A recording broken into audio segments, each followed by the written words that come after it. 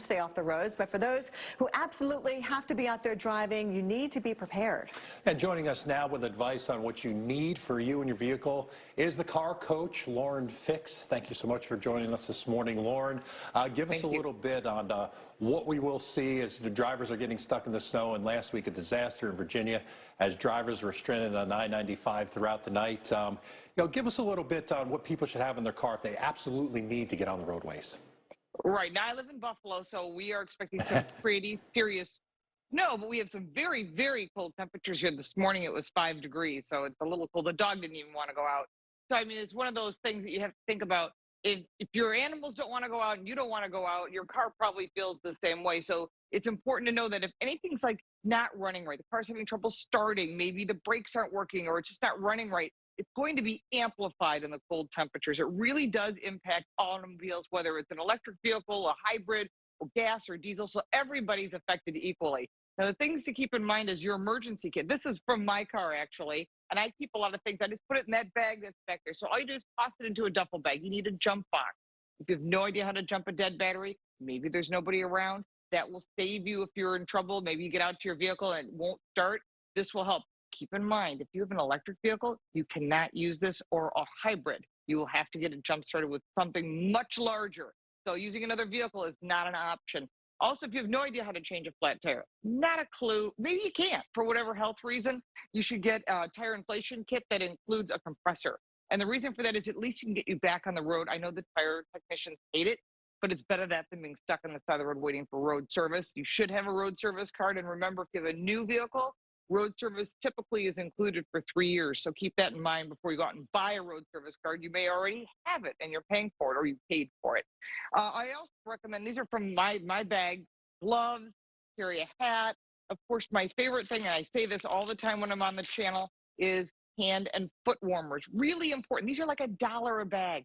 It could save you from frostbite. And having frostbite in the past, I will tell you, it is not good. Another thing I highly recommend everybody adding to your vehicle is these LED light sources. They're better than the striking flares. You've seen those, right? The striking flares. And then a truck goes by and ends up in the ditch, but it also pollutes water. This is just an LED light source. I know it's nice and bright, but it's also magnetic. So it sticks to your vehicle at some place. They also are on the ground and they're reusable. So it's a more environmentally friendly choice.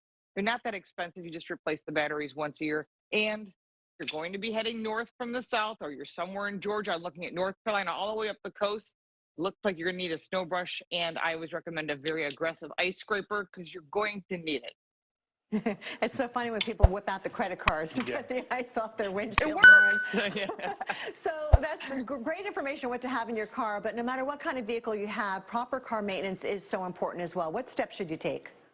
Okay, first thing is what's the one thing you need when you get in your vehicle? Oh, it's heat. You want heat, you want warmth, right? So if you haven't checked your coolant, don't just top it off with whatever. Don't just to make an assumption. Use that owner's manual. It'll give you a service schedule. If you've got lifetime coolant and maybe it needs to be topped off, you have no idea what you're doing. Again, go to your favorite ASE certified technician. They can go through that vehicle today. They're very busy, but you might be able to luck out and get a spot. There's websites like caradvise.com. You can go on there and find places that have open slots and open appointments. That could be very valuable. If you're going to be seeing snow, maybe you're driving into snow and this is your new path that you're going to visit friends or family, make sure to get snow tires. I know they're not low cost, but it's better to be safe than sorry, because those all seasons become hockey pucks when it's below 40 degrees, and summer tires are very dangerous on wintry roads. They just get packed in with snow and then basically you're skating. So for your safety, your vehicle safety, do that basic maintenance. Brakes, heating, engine oil, all those 9 fluids that are in most vehicles, those need to be checked and changed. All right, Lauren, now here comes the last question. And do you have any other advice? Like, what is the one thing that we've missed here in this conversation today? The number one thing is when it's snow and it's icy, people slow down. And that's great that you slow down if you have to go out. If you're really going below the speed limit, about half the speed limit, put on your 4-ways. People around you on the roads will be very aware of what's going on. If you know it's icy and you step on the brakes, your natural reaction is to freak out. And first thing you should do is put on your 4-ways so that the people know around you that there's a problem. And whether it be the roadway or the car. And what happens is they'll slow down so that there's no impact between the two of you. And then tell you that's one of the biggest things you can do to save yourself from an accident. Yeah, and put on the lights too so other people can Yeah. see you, right, when that visibility gets Absolutely. cut down. All right, Lauren Fix, great information as always. She's our car coach. Thank you for joining us this morning. Yeah, I was trying to wonder if she's getting into like the studded tires because that's things that gone way We used back. to get those in upstate New York way back in the day. I had them.